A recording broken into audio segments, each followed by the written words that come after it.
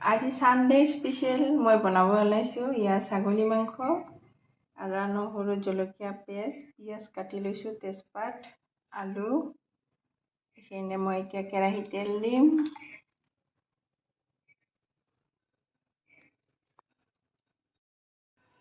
তেলখিনি মই গৰম হ'বলৈ দিছোঁ। ফেনটো কাটিবলৈ দিছোঁ। তেলখিনি গৰম হোৱাৰ পিছত মই পিঁয়াজ তেজপাত দি দিলোঁ তেলত। অকণমান ৰংচুৱাকৈ ভাজি ল'ম।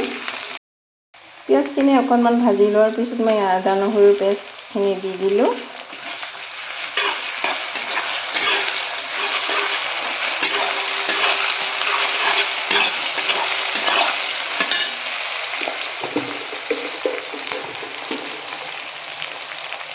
মই ৰং দি দিলোঁ।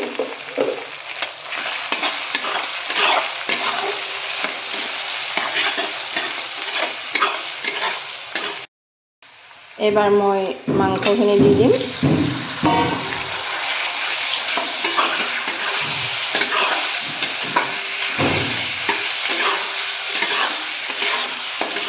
ভালকৈ লাৰি দিব লাগিব।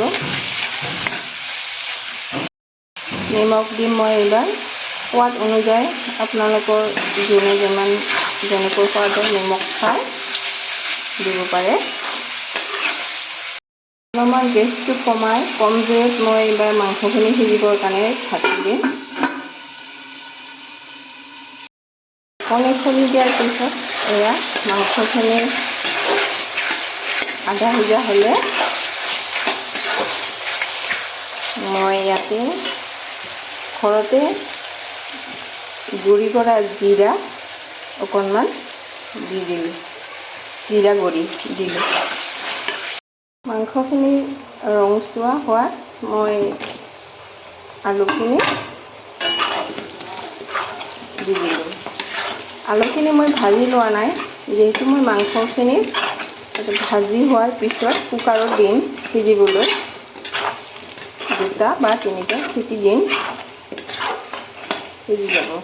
সেইকাৰণে মই আলুখিনি ভাজি লোৱা নাই। মাংসখিনি ৰংচুৱা হোৱাৰ পিছত মই আলুখিনি দি দিলোঁ।